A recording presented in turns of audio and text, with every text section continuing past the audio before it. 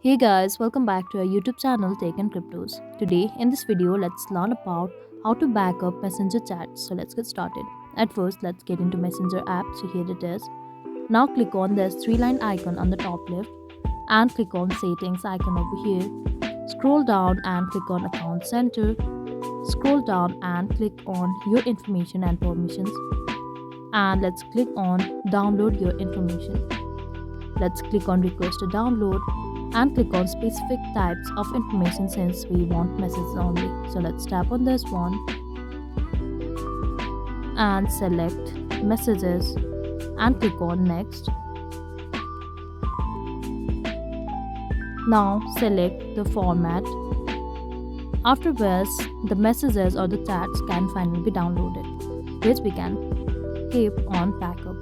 So that is all we can do to back up our messages chats. I hope you liked the video. Please do like and subscribe. Thanks for watching.